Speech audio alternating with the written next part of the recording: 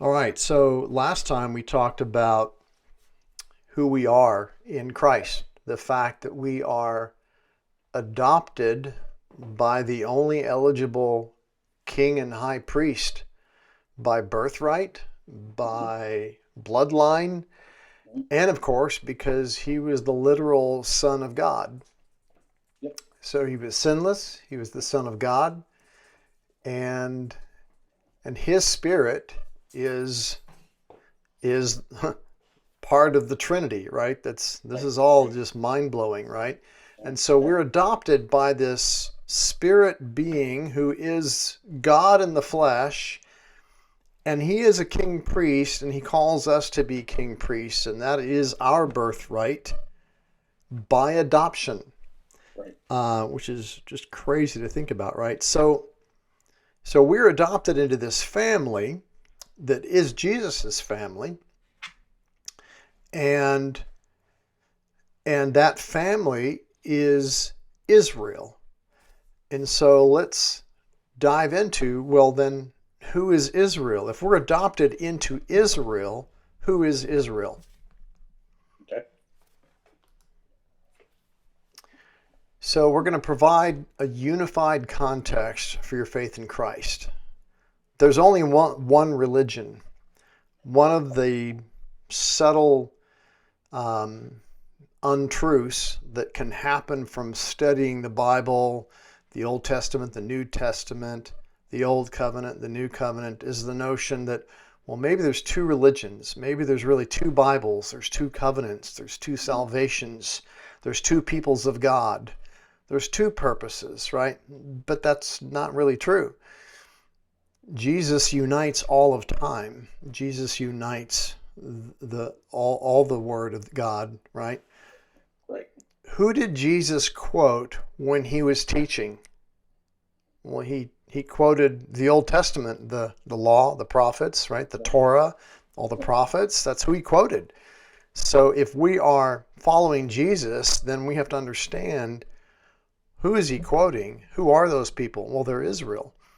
And if we think about paths to heaven, there aren't two paths to heaven. There's only one. Jesus said, I am the way, the truth, and the life. So, how are Abraham, Isaac, Jacob, Moses, David, the prophets, and all the other people that are highlighted as people of God in the Old Testament, how are they in heaven? Well, there can only be one way, and that is they chose Christ. And that's interesting because that means when you look in the Old Testament, and you look at everything that God laid out as requirements for salvation, Jesus fulfilled all of that. And so there is only one way to God. Jesus is the fulfillment of all of it. He is the way. And if you study um, Hebrews 11, chapter 11 has this really rich sort of summary of the Old Testament, right? The Torah and the prophets, and talks about all of these Israelites and how their faith in Christ saved them. Even talking about how Moses chose Christ. Well, that's crazy, right? Moses chose Christ? Well, yes, he did. And so we're going to dive into Israel. So Okay. let's do the genealogy again, right? We did a very rough pass through it in the first session. We're going to dive a Right. little deeper this time. Mhm. So Adam and Eve, Cain, Abel, and Seth are the named children of Adam and Eve, and their other sons and daughters. So Cain murdered Abel and continued to live. What exactly happened to him, we're not too sure, but he lived. And God blessed him even though he sinned greatly. Then Abel was murdered by Cain Right. because of Abel's because of Cain's jealousy that Abel um, presented a better sacrifice, an animal sacrifice, instead of Mhm. a sacrifice of the ground, which is really key thinking about how Jesus became the lamb, and it's his blood that saved us. So Abel somehow had a knowledge that blood is what saves. Whereas Cain either didn't have that knowledge or rebelled against that knowledge. Then Seth is the ancestor of Noah. Right. And then all the other sons and daughters with Seth and Cain, then obviously they must have interbred, right? Right. Because there were no others. And that's what created the early family of mankind. So then the genealogy of the Bible doesn't name a lot of other people, but it goes down this line from Seth to Enosh to Kenan, Mahalalel, Jared, Enoch. Enoch was interesting because Enoch went to heaven without death after 300 and some years on earth, which at the time was short because Adam and Eve lived 900 plus. So Enoch, there's the book of Enoch, and you can actually read the book of Enoch, and it is in some versions of the Bible used, for example, by the Eastern Orthodox Church or the Nigerian Church. They have Enoch in them, and you can go online and go find it and read it. Then there's Methuselah, Lamech, and then finally Noah. And the three sons of Noah got on the ark, and they had wives. Their wives aren't specified, but we can assume that their wives they're both godly in terms of following God, and we can assume that they were of pure DNA. If you've studied why the flood happened, it is probably because the DNA of mankind had been corrupted by Satan.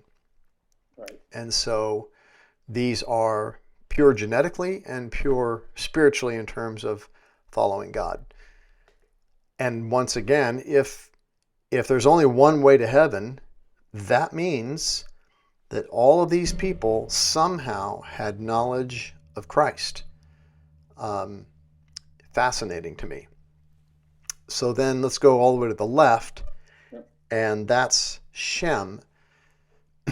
All descendants of Shem would therefore be Shemites or Semites.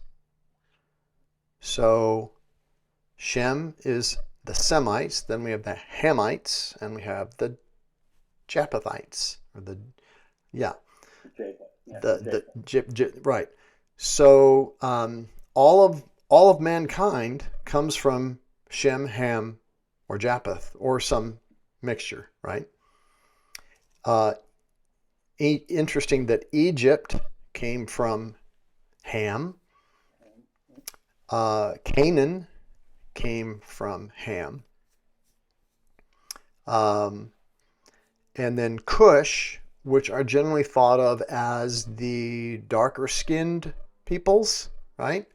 Right. Yep. Yeah. And then there's a lot of supposition and some theories to go to it that Japheth is where you get all of the Northeast Asian populations, right? That Shem settled in the Middle East, that Ham was around the Middle East and down in Africa, and then Japheth went east and northeast, which would be interesting because then it kind of gives you a perspective on then who were those people genetically. Right. So then when you go to Shem, then there's you get down to Eber. Eber is the father of the Hebrews, right? So all under Eber would be Hebrews, and the Hebrew language probably began forming in that time as well. So in terms of time frame, Noah was about 5,000 years ago, right? Right. And then when you get down to Abraham, you're talking around 3,000 years ago, right? So it's about 1,000 years from Adam to Shem, and then about another 1,000 years from Shem down to Abraham. People lived a long time back then. That's why you see very few generations for 1,000 years. And And Abraham considered himself unfortunate that he was an old man at 140 because all of his ancestors lived into hundreds of years, right? Right. So he had a pity party over how short his life was. And then you have Abraham and then Isaac and Ishmael. And that's really where the Bible picks up.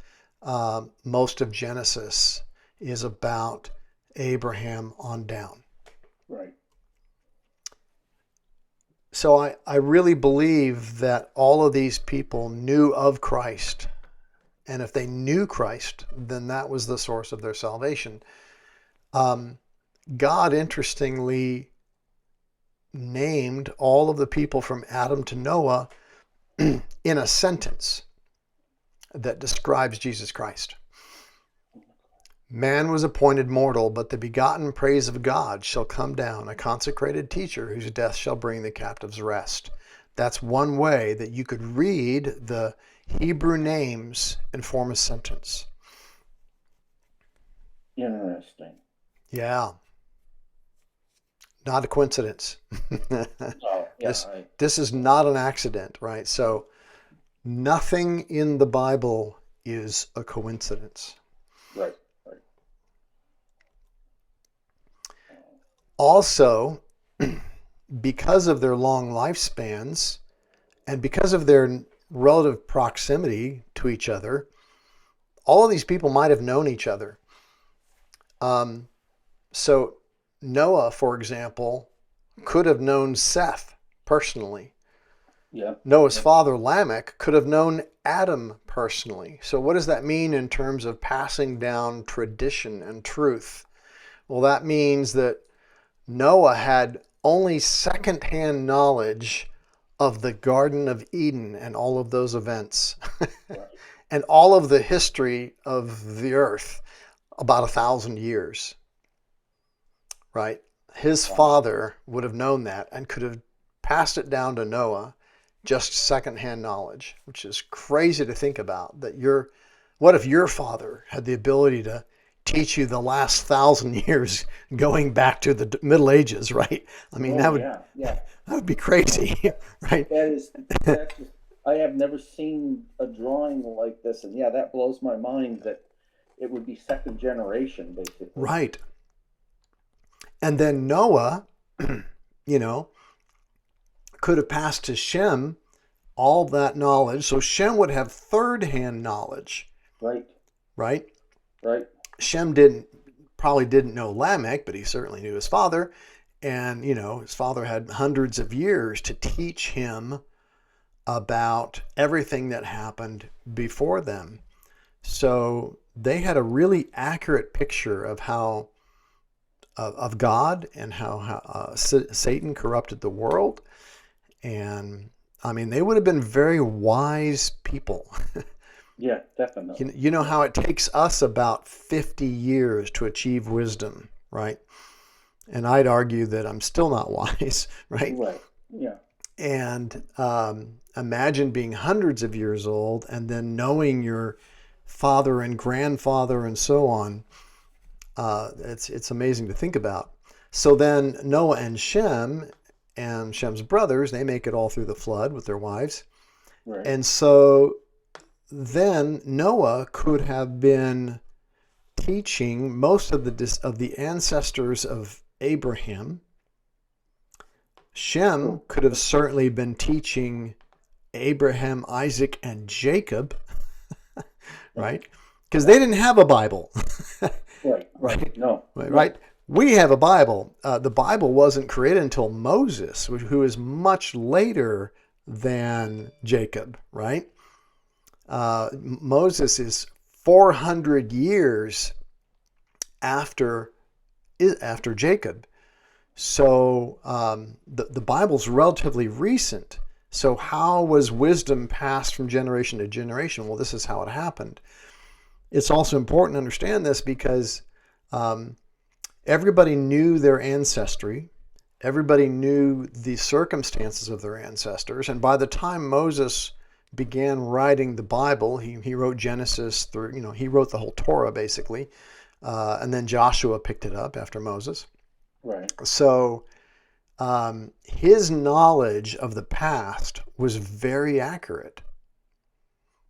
And we can assume that there were not just verbal traditions handed down, but there were probably written accounts that we don't have today Right. because they had a written language. So, you know, Abraham could have, based on this, Abraham could have had fourth-hand knowledge, and by years have spent 30 or 40 years hearing from Shem. right. I mean, unbelievable, the crossing over. I did Yeah, not realize that. right. So the Bible, people have accused the Bible of being a fiction, either written sometime around the time of Christ or written maybe 1,000 years earlier. That it's just fiction. That it's if Moses existed, then he was writing fiction. Well, that's really hard to imagine because all the way down to Jacob, they would have had third, fourth hand knowledge of the beginning of the world.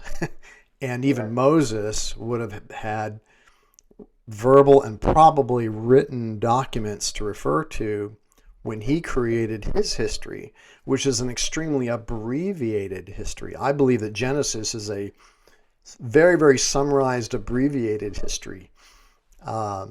And I would love to find out someday, either in this life or in heaven, exactly what the detailed accounts were that these people might have written. So Oh, yeah. Yeah. I'm putting this out there to put a whole new dimension on how tight this family was. Yes. Yeah. So Very true. so then let's get down to Terah. Yeah. Terah we know very little about, but we know that the entire family of Israel comes from Terah, and they're all interrelated, right? So Abraham is one of Terah's sons, so is Nahor, and so is Haran. So there's these three sons, Abraham, Nahor, and Haran. Abraham marries the daughter of his brother Haran. So Abraham married his niece. Okay? Yep. Which isn't crazy to think about because their bloodlines are still relatively pure. The genetic mutations haven't piled up.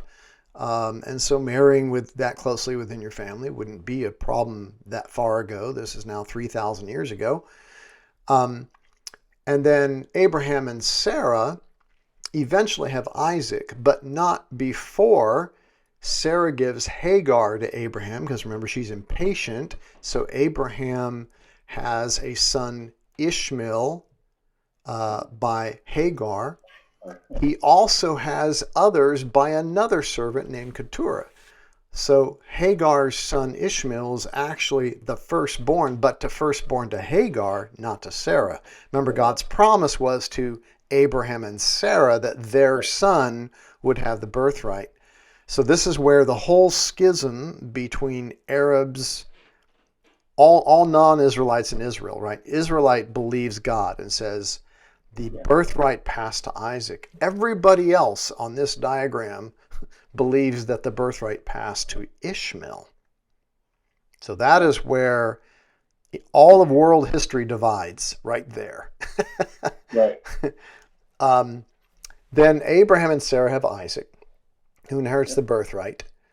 He finds Rebekah. Well, who's Rebekah? Well, it's also a relative of his, right? So you've got Nahor, the other brother of Abraham, who has Bethuel, who has a daughter, Rebekah, and a son, Laban. So Isaac marries Rebekah, who is his, what is that, cousin, second cousin? Second cousin. Yeah. Maybe third cousin. Right. Yeah, second cousin. Second cousin. I think second cousin, yeah. Remember, the servant of Abraham, helped find Rebekah and for Isaac, Right. and they loved each other, and so they have Esau and Jacob. Esau was born slightly before Jacob; they were twins. And Right. remember, Esau sold his birthright to Jacob for a bowl of stew because he was hungry. Well, that tells you how much his birthright mattered to him. And so Rebekah felt like Jacob rightly deserved the birthright and tricked Isaac into blessing Jacob with the birthright. And when Esau found out and complained to his daddy, daddy said, "Too bad, it's done. I gave Jacob the birthright." And so now you have another schism. And we're going to talk about who the Edomites are. The Edomites are very, very important in this story. And to give you a little preview, the Edomites mixed with the children of Ishmael by Hagar and by Keturah, and that whole gang got together. Now, in the right, I don't know if you can see it, there's the word Medan and Midian. Remember, Moses took a wife from Midian. So Yeah. Yep. the children of Moses, whoever they are, we don't know, are a product of because Moses was under, where was he? He was a Levite. Moses and Aaron, I think, were Levites. Aaron definitely was a Levite. I think Moses was a Levite. Anyway, Moses married into the family of Midian. What happened to his children, we don't know. Aaron's children went on to become high priests, but that's 400 years later. So let me rewind back into this timeline. So then Isaac has Jacob. Jacob has the birthright, and Jacob was renamed Israel, and he worked for Laban, who is his mother's brother. So Laban is his uncle. He marries Leah and Rachel, his uncle's daughters, right? So they're cousins. Yeah. Right? And he thinks he's going to get Rachel when he works for Laban for 7 years, and Laban feels sorry for Leah because she's not as pretty as Rachel. She's the older daughter, and he thinks, well, I'll just sneak Leah into the tent and Jacob won't know any better. And I don't know if Jacob was drunk or whatever, but he didn't recognize that Leah was in the tent. And but this is all God's timing, right? You can't look how it worked out. Leah had Reuben, Simeon, Levi, Judah, Issachar, and Zebulun, and Dinah. Dinah was the sister who was raped. Yep. And all of those brothers went and murdered the entire village where the rapist came from, right? So they weren't really nice guys, but hey, it's how it worked out.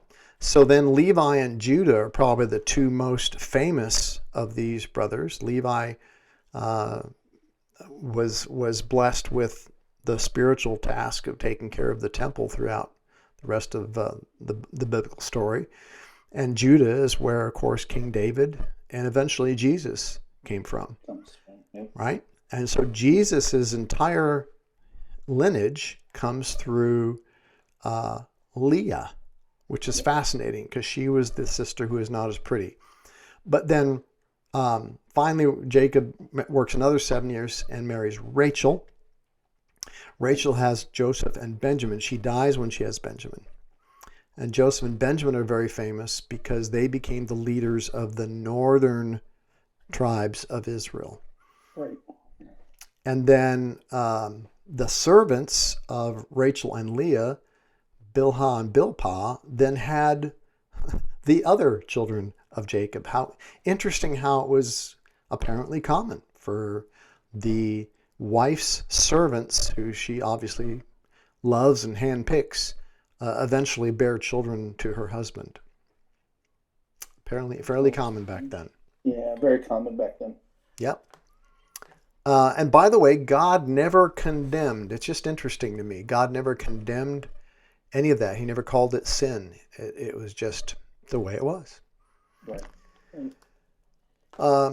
So to kind of review here, Abraham, Terah, Isaac, the Arabs come from that bunch. Jacob was renamed Israel. Ruth over here under Moab. So Haran had children. One of them was Lot.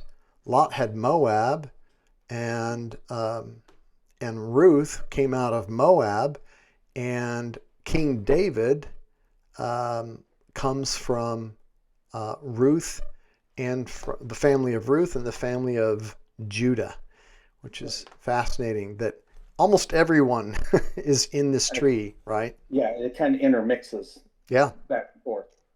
So Terah, even though he's not spoken of much, he's the father of all these people.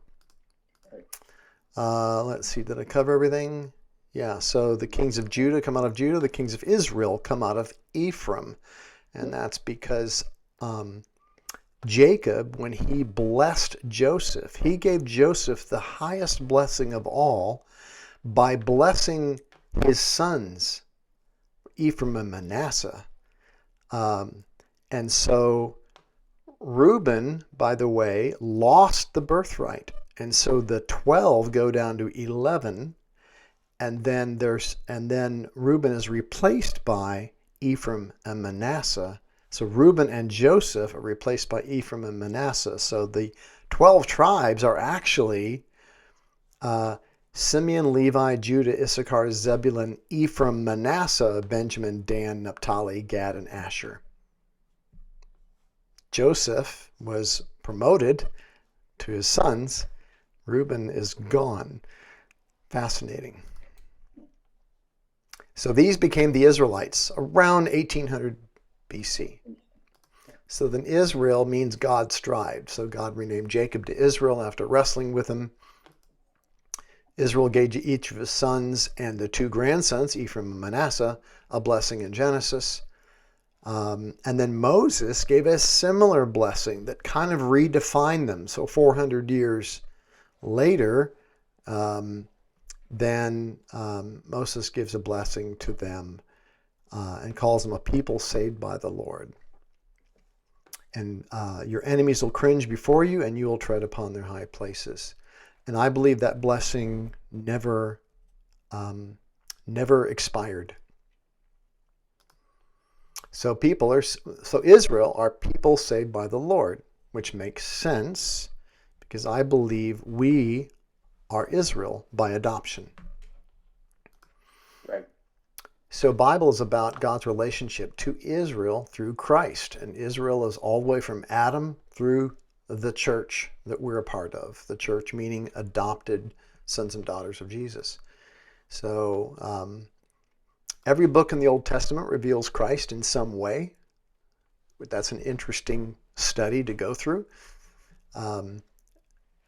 Every book of the Bible except Job and Enoch is about God's relationship with people descended from Jacob. The ancient nation of Israel split into Israel and Judah in 930 BC. The northern kingdom's temple was in Shiloh. Its capital was in Samaria. Judah's temple was in its capital of Jerusalem. The Assyrians took Israel and most of Judah captive in 722.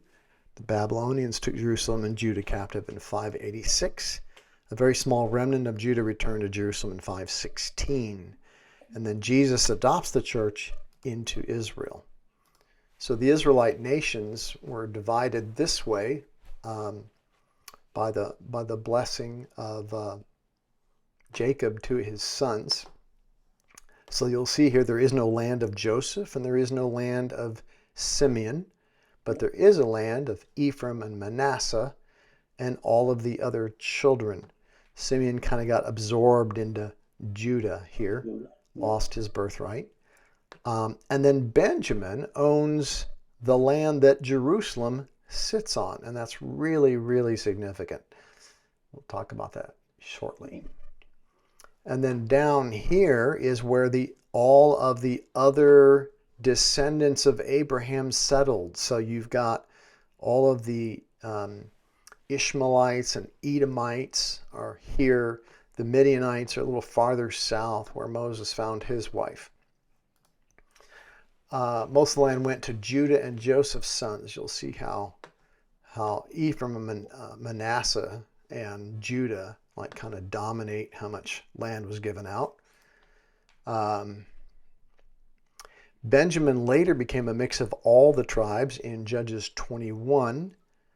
transforming from the ravenous wolf in Jacob's blessing to David's lamp, the blessing that the prophet Samuel gave to the tribe of Benjamin much later.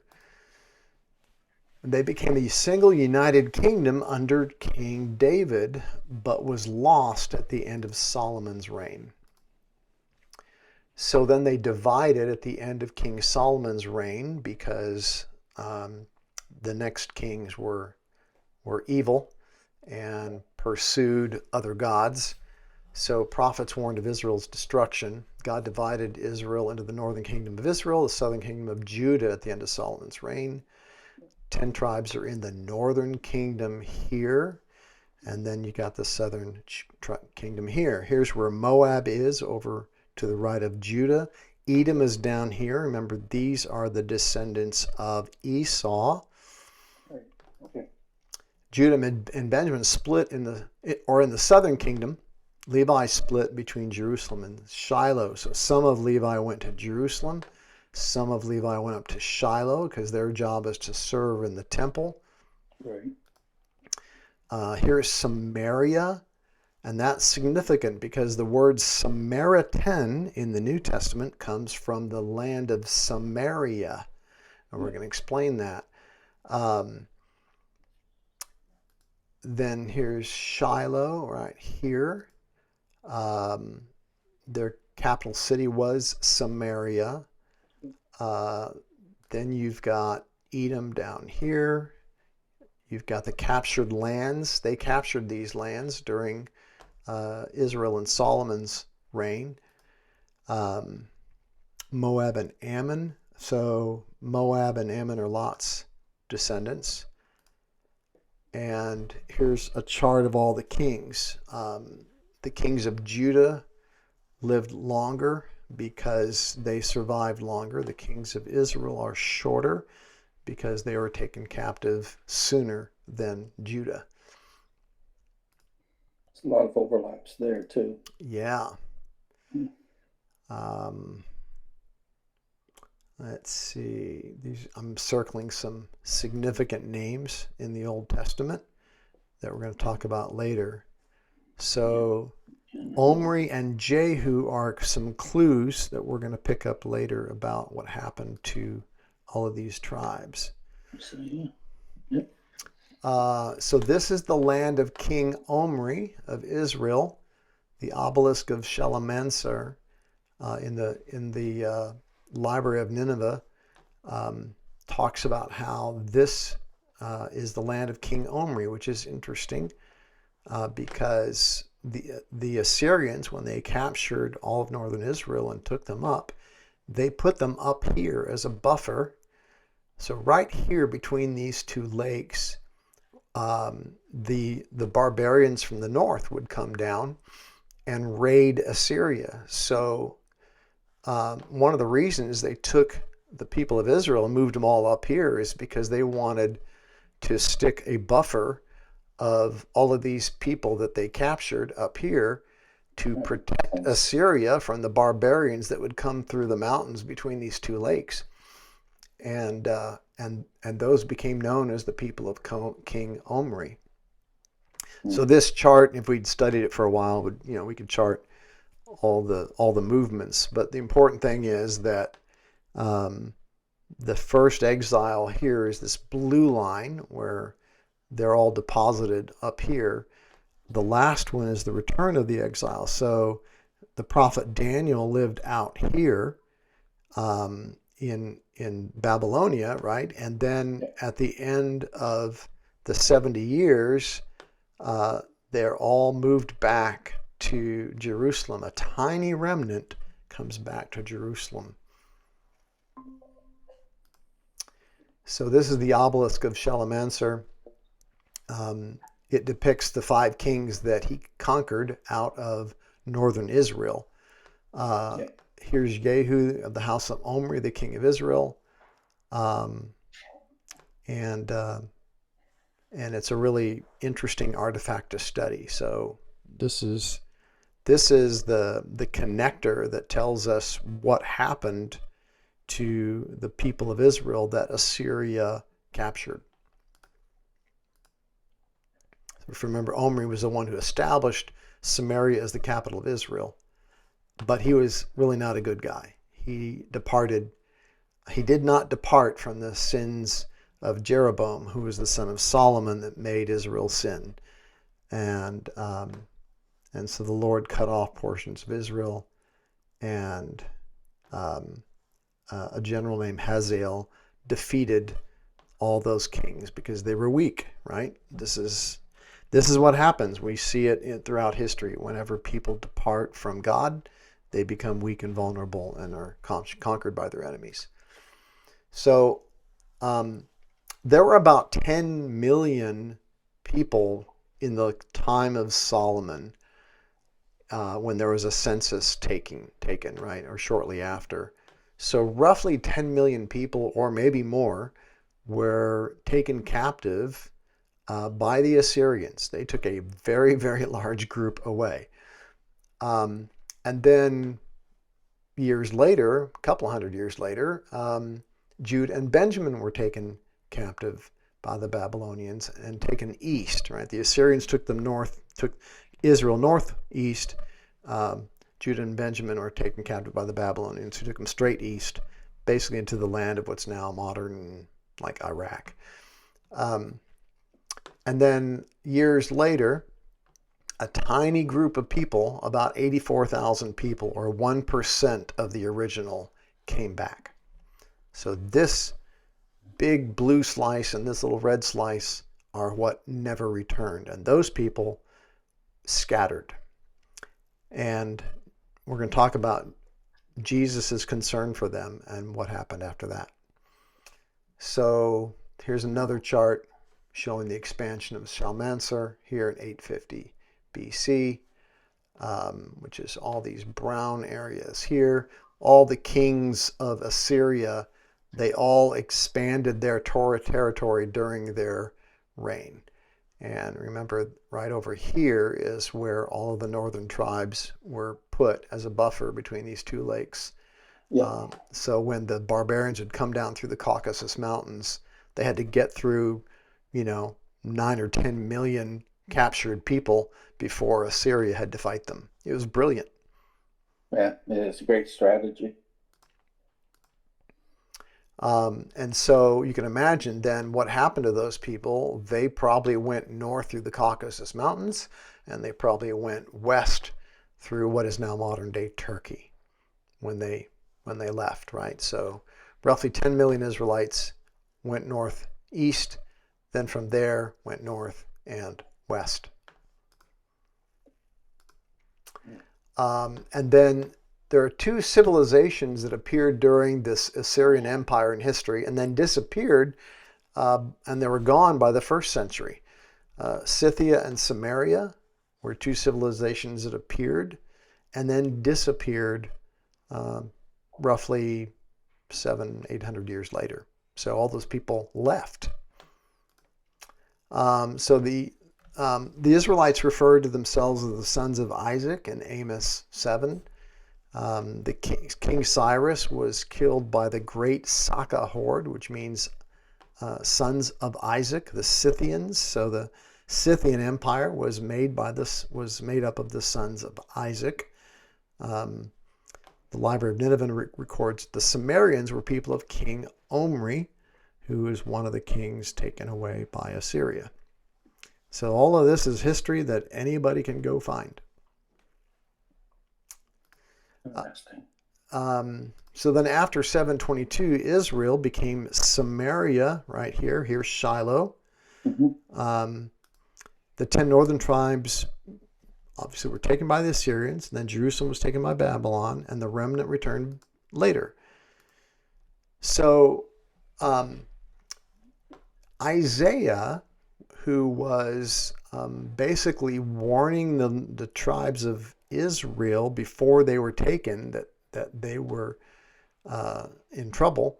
Isaiah is the prophet who is warning Israel, God is not happy with you.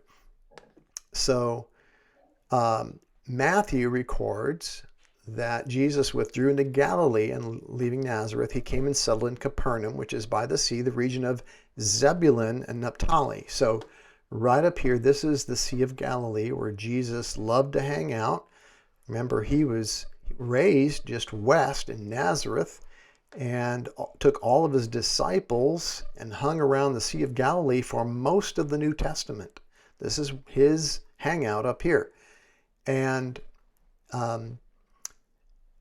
Matthew says this was to fulfill what was spoken through Isaiah the prophet, the land of Zebulun, which is right here, just west of Galilee, and Naphtali, which is along the whole western coast. I've been here.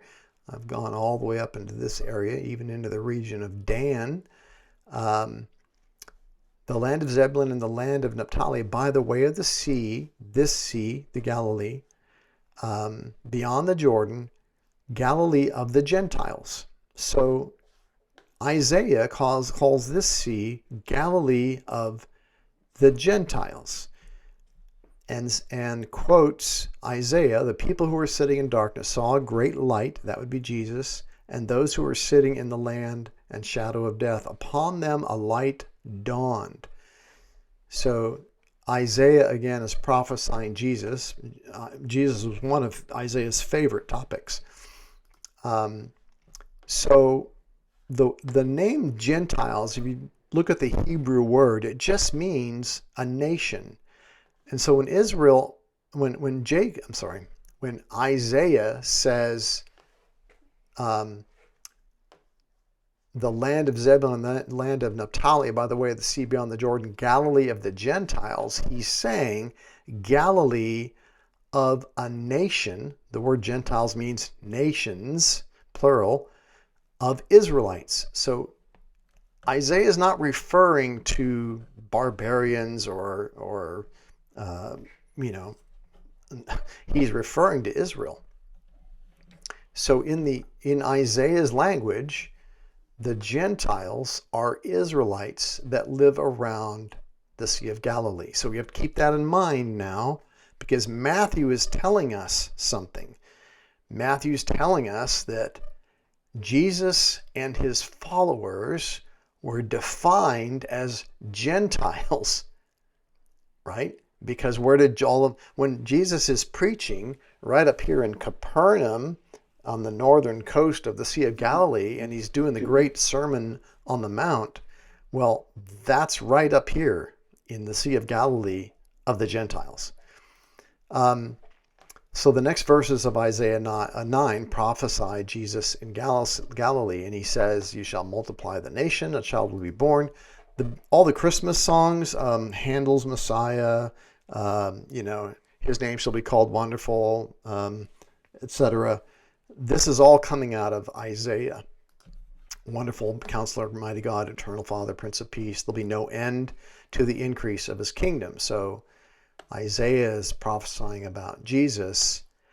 And then after Jesus quotes Isaiah 9, he then calls his first 11 disciples from Galilee and then gives the Sermon on the Mount. So this is the historical and geographical context of the entire beginning of Jesus' ministry up here in the northern kingdom. Yeah. The Galilee means a round sea territory. And Jesus found his first 11 disciples right here. How were they there? Well, they couldn't be there because Assyria forgot to take everybody. They're there because when the 70 years of captivity were done and the remnant comes back, where would all the people go who were descended from northern Israel? Well, they would all go back up into Israel, into the land that their forefathers came from. So as Jesus was walking by the Sea of Galilee, he saw two brothers, Simon, Peter and Andrew, and said, "Follow me." And when he saw Nathanael, he said, "Behold, an Israelite indeed, in whom there's no deceit." For whatever reason, Jesus immediately knew that Nathanael is an Israelite. He didn't say descendant of Judah or Jew or any of those words. He said Israelite. And in those times, an Israelite would be from the northern kingdom. So in Mark, when they were recognizing the disciples who were hanging around kind of waiting to see what would happen to Jesus before his crucifixion, when they saw Jesus' disciples, they called them Galileans. And when Peter was recognized by a servant girl, you were with Jesus the Galilean. So Jesus was not called anything else. He was called a Galilean in the New Testament. Why are not all these who are speaking Galileans? So in Acts, when the tongues of fire rested upon them, the crowd called them Galileans. Who did Isaiah say Galileans were? Israelites, the Gentiles. A little later, bystanders came to Peter. The way you talk gives you away, right? Galileans. The angels called the people who were staring up at Jesus as he's ascending into the heavens, men of Galilee. So this puts a whole new spin on everything, right? It's like, wow, I didn't realize this when I first ran across it. So Judges 20 and 21 record a war which killed all the women of Benjamin. Basically, the enemy tricked Benjamin into leaving their cities to go to war, but the enemy circled back around and exterminated all the women and children of Benjamin. And so the 10 tribes of the north, who all come from the brothers of Benjamin, all donated women, their daughters, to the tribe of Benjamin, so the tribe of Benjamin would not go extinct. So Benjamin became a mixture of all the northern tribes. So wherever Benjamin goes, the tribe of Benjamin goes, you've got representation then genetically and from a birthright perspective, right? You've got all the tribes are represented now, all the northern tribes are represented in Benjamin. God sent Benjamin to the southern kingdom with Judah because Benjamin owned the land of Jerusalem. So when Babylon captured Judah and Benjamin, and also Levi that lived in Benjamin, then Babylon was capturing not only Judah, but representation from all the northern tribes as well. So then Assyria takes the northern tribes in 722, then Babylon takes Judah, Benjamin, and Levi in 586 for 70 years. The remnant comes back. So when Benjamin comes back, they spread up into the northern kingdom. So all the people around the Sea of Galilee are from the remnant of Benjamin. So then the Romans and Edomites took control of. So when Babylon takes away all the people out of Benjamin and Judah, guess what happens? The people of Edom, who live down here to the south, they go in and fill that land. Why do they think they should do that? Because in their minds, they have the birthright. In their minds, Ephraim had the birthright of Abraham, and Esau had the birthright of Isaac. Those people had no right to be in that land to begin with. It's really ours. So during that 70 years, the Edomites move in under the blessing of the Romans. Because the Romans know the history too. In their minds, they're restoring the people of the true birthright back to their land. So the apostles, the final 12 apostles, we're excluding Judas, are all Israelites. The heads of the fathers of the households of Judah and Benjamin, the priests of the Levites, arose and rebuilt the house of Jerusalem. So after the captivity. So then in John is recording the story of the woman at the well, which has been, there's a lot of myths surrounding it. We're going to clarify what the woman of the well story is. So Sychar is right here in Samaria, and there's a Samaritan woman. So who would a Samaritan be? She would be a descendant of Sumerians, who were the northern tribe Israelites, right? How is it that you, being a Jew? So she's calling Jesus a Jew. She's the only one in the Bible who calls Jesus a Jew. So she's a member of the northern tribes. She called Jesus a Jew because he's not a member of the northern tribes. He comes out of Judah, and as we're going to find out later, Levi. And she says, Jews have no dealings with Samaritans. Are you not greater than our father Jacob? Like, how are you associating with us? Because Jews hate Israelites. That's what she's saying. Well, how can it be that Jews hate Israelites? Isn't Judah a member of Israel? This is so confusing. What's going on? So Jesus sees Nathanael and says, there's an Israelite in whom there's no deceit. So if Israelites have no deceit, then who has deceit? What is Jesus saying? Where's the deceit? It's got to be from Judah then. It's got to be from Judah. Yeah. Or the people who moved in after Judah's gone. Right. Which would be Edom. Right. The Edomites. Yeah. Now in Romans, Paul wrote Romans. Paul says, God has not rejected his people, has he? May it never be, for I too am an Israelite. So when he says God has not rejected his people, he means God has not rejected Israel, for I too am an Israelite, a descendant of Abraham, the tribe of Benjamin. So what tribe is Paul a member of? Benjamin. Benjamin. Yeah. And who are all the Galileans? Well, they're from the tribe of Benjamin, and we're going to confirm that pretty soon. So the first 11 disciples were Benjamites. By the process of elimination, it's all they could be.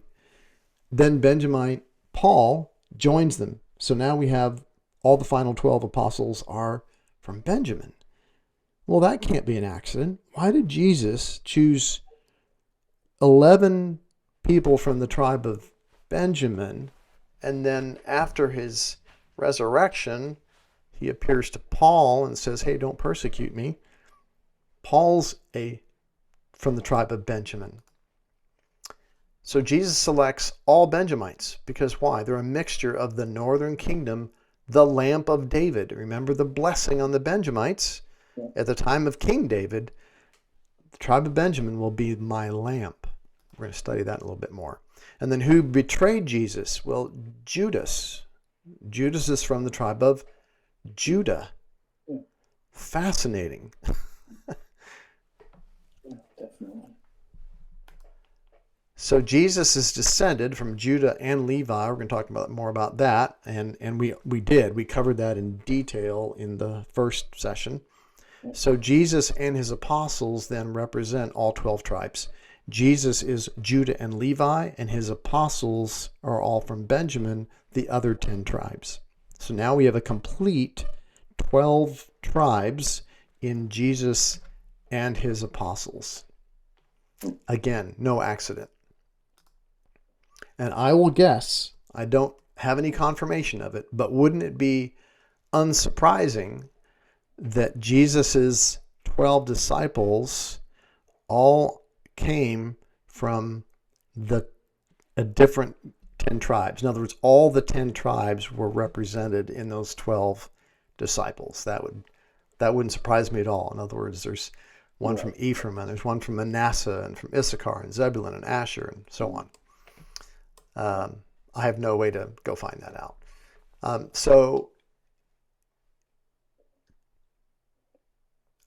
God said, to Solomon, I will give one tribe, that my servant David may have a lamp always before me in Jerusalem, the city where I've chosen to put my name. And when Jesus was preaching to his followers in the Sermon on the Mount, who are probably all Benjamites, he says, you're the light of the world. Well, that's no coincidence, because if he's preaching to Benjamites, who King David said is his lamp, then Jesus is confirming that he's speaking to the lamp of David. And even says again, no one, nor does anyone light a lamp and put it under a basket, but on the lampstand, and gives light to all who are in the house. Let your light shine. He's telling the Benjamites, fulfill your destiny. You were pronounced as the lamp of David. Go fulfill your destiny. May your light shine. And so if we are disciples of Jesus, his followers, his adopted children, therefore we are in the lamp of David as well, right? So we're sort of adopted Benjamites, if you will, because we were adopted by Christ. And the reason I believe there's no coincidence is because Jesus said there's no coincidence. Not the smallest letter or stroke shall pass from the law until all is accomplished. So every little detail will be fulfilled. And in Revelation, we had 12 foundation stones, and on them were the names of the 12 apostles. So 12 Benjamites' names are written in the foundation of the new city that will be created in the new earth. So Jesus gave the Sermon on the Mount to his Israelite disciples, who are the lamp of David, to adopt more people into the lamp of David. So we are the lamp of David. So who is Israel today? Well, that's us. Doesn't really matter so much genetically. We don't know genetically who is Israel. Doesn't really matter. What matters is that we are adopted into the family of Christ, who is Israel. We are the lamp of David. You are the light of the world. Let your light shine, right? So believers become Israelites, not because they're genetically Israelite, but because they're adopted. Here we are. That's who Israel is. It's us. And this kind of clarifies a lot that we didn't really understand, right? I didn't understand a lot of this. I started peeking under this rock about, 15 years ago, and then it became really clear about 12 years ago. And then I wrote this study now, 7 years ago, 8 years ago. But I've never seen this taught anywhere. No, me either. I made it up from scratch because I just went through the Bible and traced all of this, and then began studying archaeology and history. And I keep challenging myself, trying to figure out if I'm wrong, but I can't figure out that I'm wrong. It seems to all make sense, but there's nobody that taught me this. So I don't know how this impacts you, but it really impacted me, because now I feel this really strong connection to the Old Testament that I never did before. Yeah. Right. These are my people, right? These are my grandparents and uncles and aunts and my extended family. Right. This isn't just a story about some faraway land and some faraway people that I have no connection to. This is family. So it gives me an affection, if you will, for Jesus and what he's given us, that it just makes me really excited to someday see all these people, right? And right. And sit down at their feet and learn from them. Yeah, exactly. Going back to the beginning, it still blows me away how long people lived and who could have taught, who could have taught, who could have taught, who could. I mean, yeah. Instead of it being 7 or 8 generations, we're talking a great grandfather taught you the original word. Right. It's like, wait a minute. So, yeah. And then the tie-in here with Benjamin. I did not know that. That's interesting. That's very interesting. Well, there's so much of the Bible that we kind of skim past. And Yes. every time you dig into some obscure verse that everyone skims past, you find a little gem. Right. Right. And the Bible's like that. I could spend the next 10 years every day studying the obscure verses of Bible and connecting things together, and I would never be finished. Oh, yes. Definitely. Definitely. I will. Hey guys. All right, who joined us? Oh, I was here. I was a little late. I joined around 3:20. Oh, So I okay. was just in listen mode. All right, cool. Well, thanks for joining us. This is Will, right? Yep. Yeah. Fantastic. So He's one of the in things I He's in just wanted to Navy. follow up.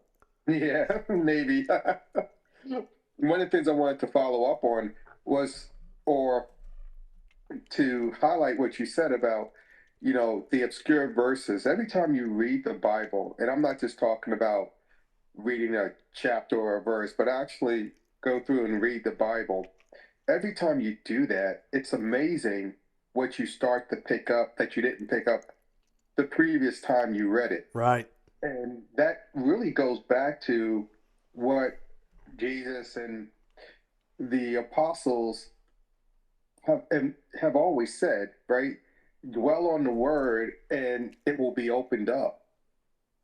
And it's just amazing as you go back and you converse with other Christians and you actually delve into the word, how your eyes start to get open. And then, like you said, Evan, when you start looking at history and aligning things, it becomes abundantly clear that, the evolutionists and all those just can't really compete.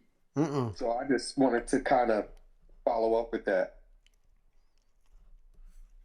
Yeah, the evolutionary model wants us to believe that, we were all just a bunch of cavemen, stupid cavemen, and nothing could be farther from the truth. And what I believe more and more is that mankind is not evolving. We are devolving. that people in the far past that we're speaking of here were far smarter, healthier, genetically cleaner. Like I see them as superior people to us. Not that we are evolved creations of ourselves, right? Mm-hmm. I don't think humanity is getting better. I think it's getting worse. Agreed. I think it's pride that makes people want to say, "Oh yeah, mankind is getting smarter and better," and I don't see any evidence of that. Yeah, I don't either. No, it's not. And it's funny, as science goes through and starts to discover things, Mm-hmm. when you look at it and you start to tie it, the Bible had already said it. You know, um, when you talk about the flood, right, Mm-hmm. and how it stated that water came from not just the rain, but up from the earth. And Right. lo and behold, how many years ago did they discover there's more water Under inside of the the earth. earth than On in the oceans? Yes. Yeah, it's a big ball of water. And It's kind of surprising. the Bible has always said that. Mm-hmm. It just took science time to figure it out. Yeah, that's right. What he was saying, they had an article, I think Friday, on like the Weather Channel or something about that. Oh, really? Yes. There's a recent article. Yes, like last week. Oh, what? Yep. Could you find it? Be cool if you could find it. I'll look for it. I'd send it out. Yeah. And then if you go, It's just amazing as you start to look at the Bible. It states everything that we need to know, mm-hmm. and it puts it in a way that the average person can understand it, it doesn't go into the, not, down to the molecular level. But when you start looking at it, it does talk about, genetics and a whole bunch of different things. It is just amazing. Yeah. Well, So, I think some of it is people expect that you have to have modern science, and it doesn't talk directly to it. So, modern is smarter than the old science from the Bible, when it's exactly not. That's not the truth. Like you said, though, Will, it's not down to the molecular part, but it's still the overall sciences and revelations that we have in the Bible from that um, are so true. mhm. Exactly. So cool. All right. Well, thanks for joining me during this time. Hopefully my recording is working and I'll be able to save it correctly this time and throw it into, oh, wait. I sent it to you. Oh, okay.